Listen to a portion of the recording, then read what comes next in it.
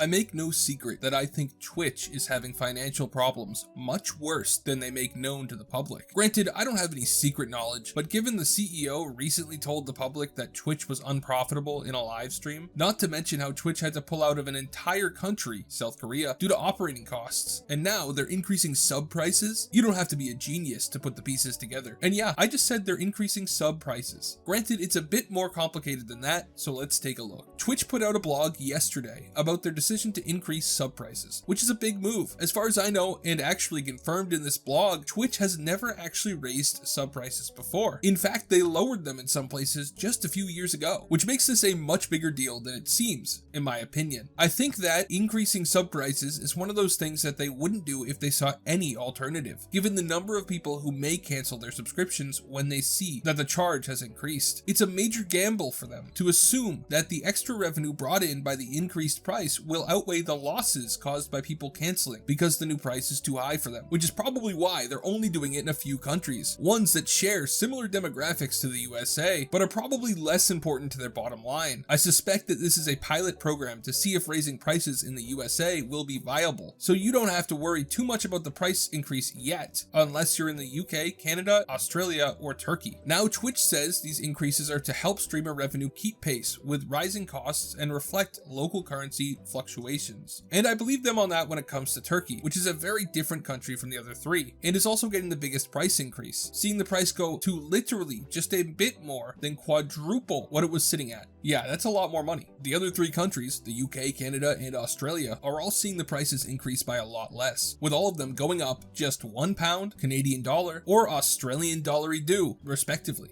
Now, that doesn't seem like a big increase, but I think that the fact that they're willing to do it speaks volumes. Granted, they are taking the liberty to just automatically renew people's subscriptions at the new price, just sending them an email telling them, so they're probably expecting people not to notice. But it's a big risk for them. Now, they put a lot of fluffy words into the blog post about how this is to help streamers and make streaming more sustainable for them, only alluding to the increased cut they get to take briefly in the post. But given the basic knowledge that corporations as big as Twitch operate more for their own bottom line than for the increased good of others. After all, they seem to be trying hard to make Twitch profitable. I think this is just another data point that adds to the argument that something bad is going on behind the scenes at Twitch. I do think that most likely we will see the sub price increase in the United States at some point as well. As long as these increases don't end up being a massive financial mistake on their part, Twitch has a history of the consistent sub price. So it stands to reason that if they're willing to break that tradition, they may be willing to go further.